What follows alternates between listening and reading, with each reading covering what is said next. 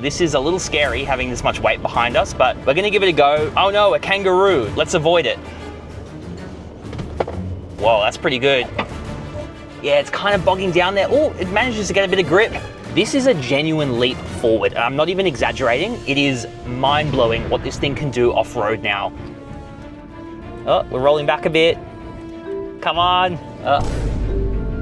Bit of smoke there. Honestly, I'm shocked. And this is literally just a software update. We're here with the new Shark 6 Performance, and just a year after the first Shark's release, they've already upgraded this Ute. But if you've got one sitting at home, you're gonna wanna pay attention because some of these upgrades are gonna be coming to your Ute as well. They've facelifted the interior a little bit, improved the software. In fact, you get a larger screen than before because every Shark owner needs a larger screen. And you get this new 2-liter petrol engine that powers the Shark. It now makes more power and it's more capable off-road. So let's just get into this review. And guys, before we get into the rest of this review, I have to thank Yui for sponsoring this video. For insurance that's a bit more U-shaped, head to yui.com.au or scan the QR code up on screen now, or click the link in the description. Thank you very much, Yui, for supporting the channel. Let's get back to this review. All right, so let's talk pricing for the new Shark 6 Performance. And it's no surprise, it is at the top of the range. It does come in at $62,900 before on-road costs. The existing Shark 6 Premium is unchanged at $57,900. And you do have the option now for a cab chassis dynamic trim, which is a little bit lower of a trim at $55,900. So for the extra money, what do you get on your Shark 6 Performance? Well, to be honest, on the exterior, you literally could not possibly tell that this is a Shark 6 Performance. You still get the really cool light bar here at the front. It's a really nice LED design. You get these super bright LED headlights, BYD spelt out the front here. It is a super cool looking Ute and very distinctive on the road. I'm sure every one of you sitting there have seen one of these at some point. They're everywhere now. I think they sold 24,000 of these already in the country, which is just bonkers to think about. Under here, you still get a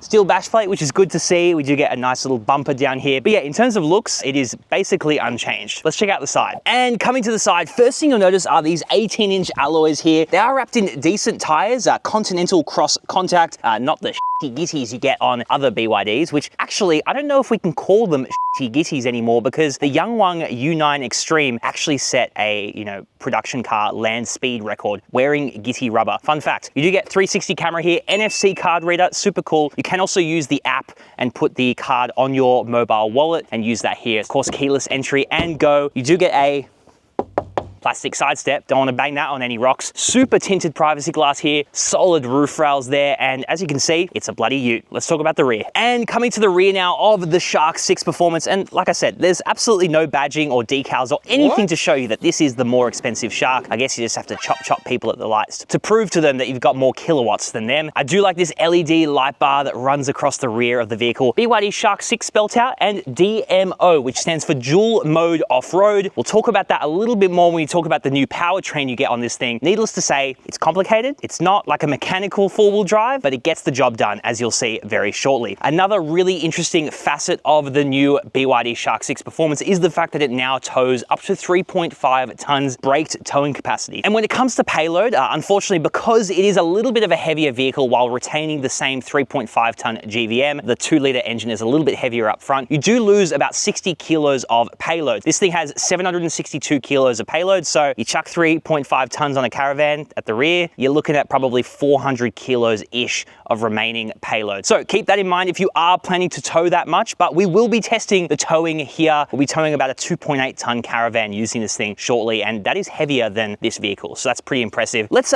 double tap this.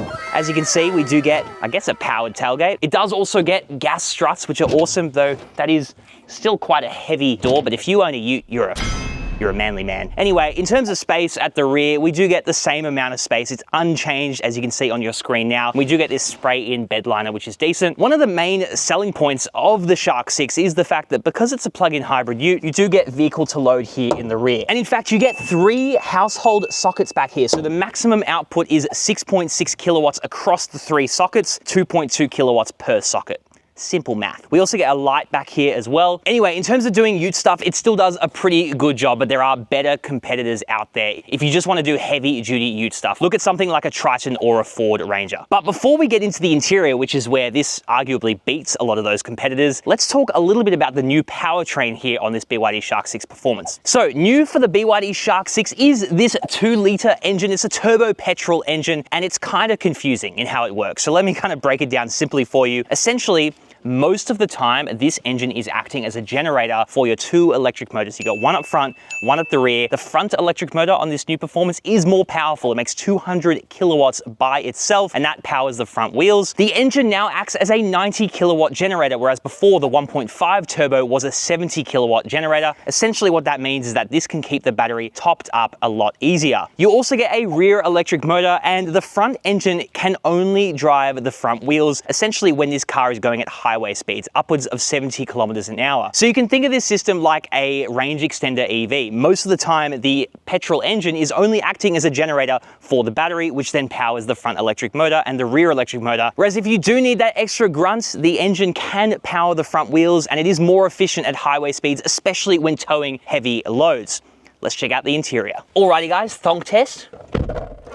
There's a water bottle in the door. That still sounded pretty good. Let's talk about the upgrades they've made to this interior. Maybe not upgrades, but changes, all right? And not all changes are good. What I do like is the fact that they've moved the shifter from the center console to now it being a column mounted shifter. The issue when you do that is you have to make the switchgear feel nice and substantial, and this just kind of feels a little bit plasticky. And when you have a, indicator / windshield wiper, that also has to feel substantial, and this just kind of feels a little bit flimsy. But minor complaints aside, that does open up a little bit of extra storage space in the center console, which is a good story. We still get the same 50-watt wireless charger with some cooling there. I'd love to see them add another wireless charger here, at least for the performance trim, just so you get a little extra on this trim. What you do get extra of though is screen real estate. It's now a massive 15.6-inch screen, which is very impressive. It's super responsive and bright, color accurate. You get wireless Apple CarPlay, wireless Android Auto, and they've now added a whole bunch of native Google apps to this OS. So you can just open up Google Maps, Play Store. They are native Google apps built into the system, and it does show the maps up on the digital instrument cluster, which by the way is a decent 10.25-inch display. We have a bunch of different menus we can go through and different views, including, like I said, the navigation view, which now uses Google Maps with actual live traffic data. And it's a lot more useful than just having a static navigation system. The buttons down here, to be honest, they don't look as good as the pre-facelift. They used to have this cool kind of, I want to say like aviation inspired look to them, but now they're just kind of plain buttons. You get your red start stop button there. Like I said, a little bit of storage area down here, a couple of cup holders. This armrest is nice and soft still, and actually a decent amount of storage space through there. We do get a USB-A port, USB-C port, and a 12-volt socky-wocky, so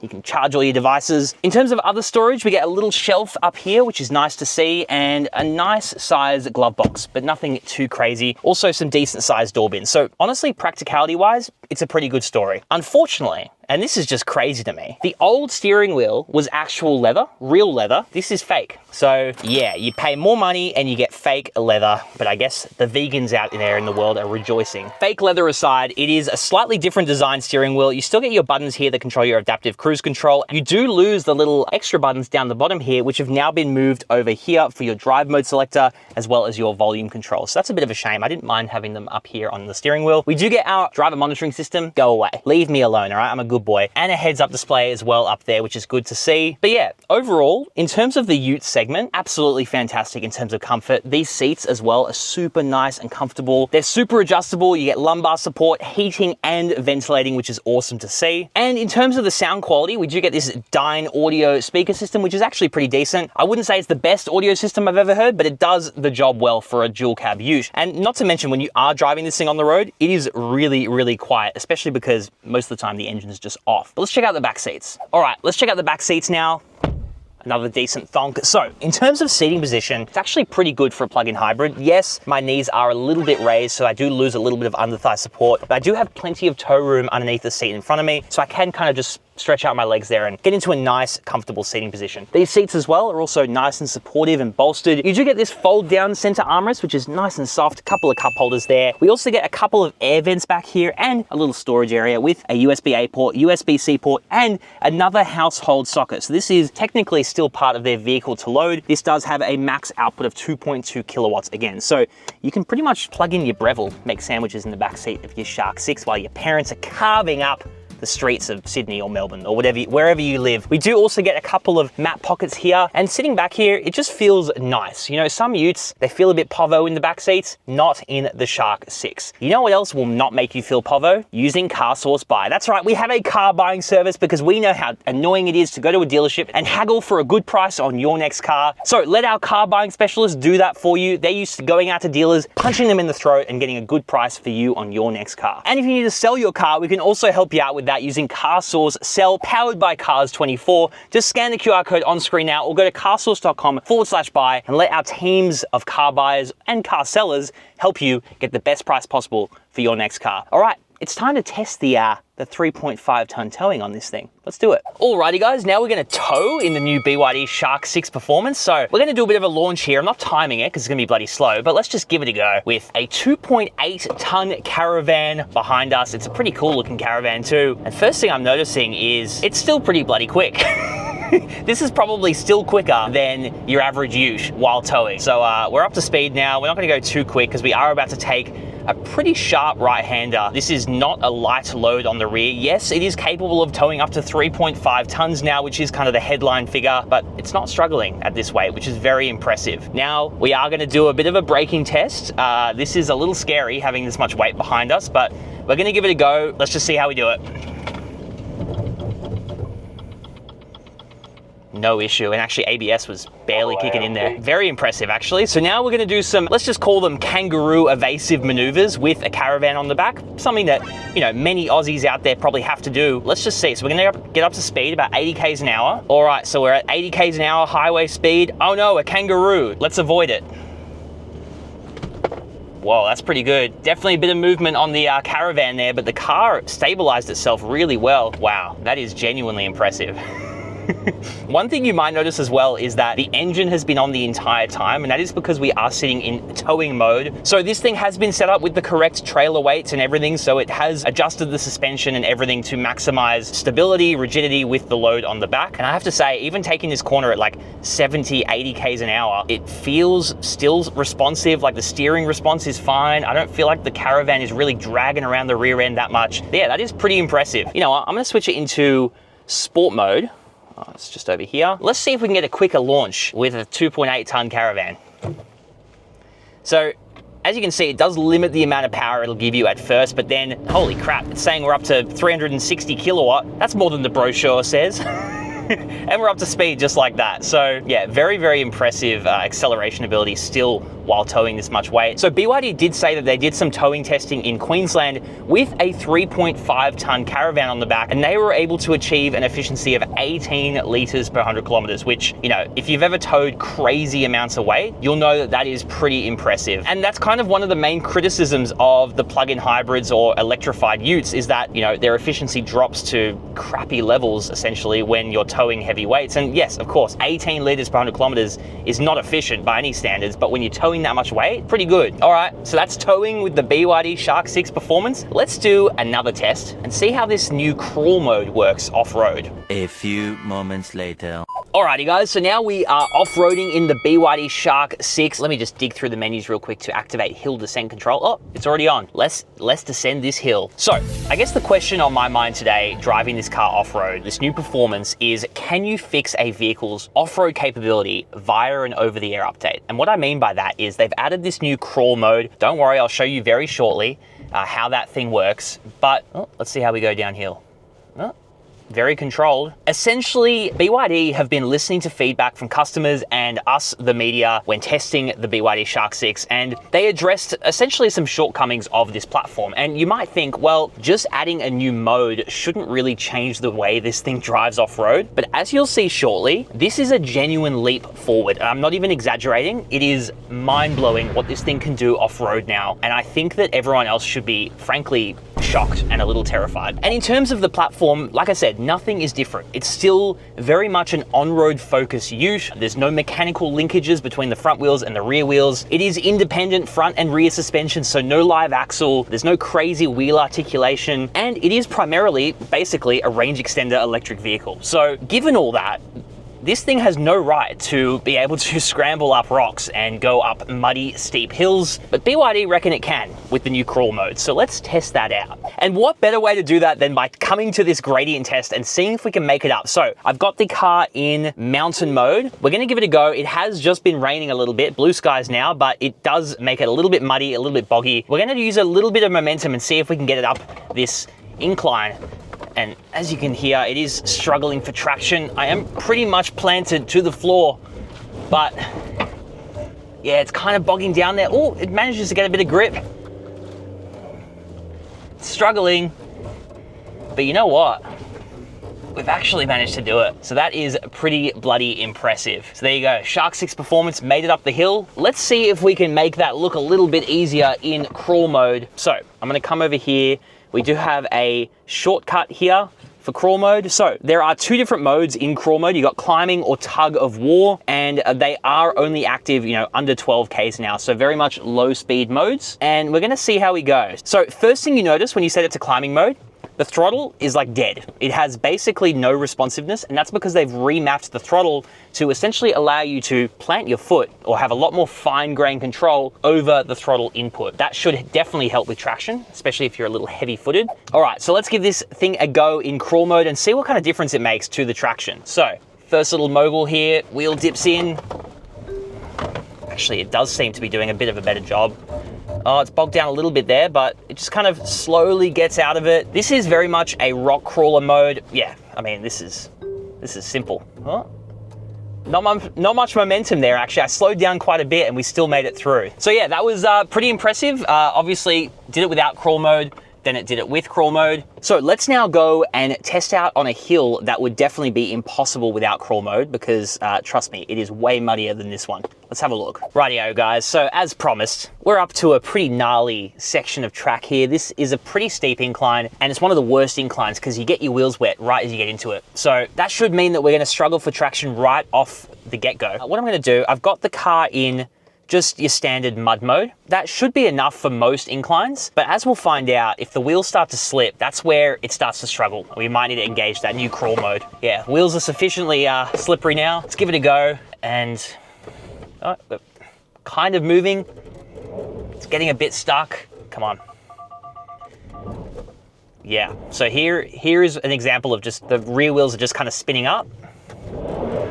And you really have to work hard to get over that. And to be honest, I wasn't even sure we'd get over it. So let me engage crawl mode. We've got zero momentum here, and let's just see if that makes a difference. So first thing I notice immediately is the throttle response is completely killed. They've completely changed the throttle mapping, and I can actually push quite hard on the throttle without it really engaging too much of the powertrain.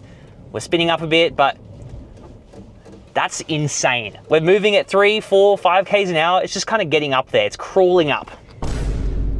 Oh, we're rolling back a bit. Come on.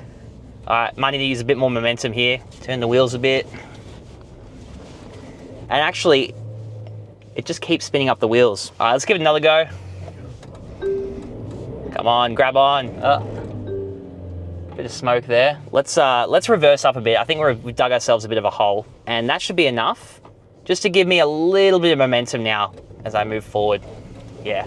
There we go, straight out of the rut. This is pretty gnarly, guys, for the Shark 6, which, like I said, there's no locking diffs here. Like, if you're in a normal off-roader, you'd be locking the front and rear diff, and it'd be not an issue. But given the platform we're on, the fact that we were able to get out of that with how muddy the tires are, highway terrain tires, honestly, I'm shocked. And this is literally just a software update. They've just changed the logic on the traction control, given you a slightly different throttle mapping to just allow a bit more lead-footedness, and yeah, and we're through. So wheel slippage aside, I think that's really impressive, because the old Shark 6 without this crawl mode would not have made it up there. I know that because we drove one recently at Lang Lang, and it got stuck on a very similar situation with the rear wheels just spinning up, and it was not able to move. So guys, if you own a Shark 6, you should be able to get this crawl mode soon. They will release an over-the-air update, and and you'll be able to use that on your own Shark 6. That's really cool. So yeah, with that done, let's get into my final thoughts. Alrighty guys, so final thoughts now on the new BYD Shark 6 Performance. What do I think after having tested it to the limit? Do I think you need the Shark 6 Performance? Unless you're towing, you know, over 3 tons regularly or racing Ranger Raptors regularly, you probably don't need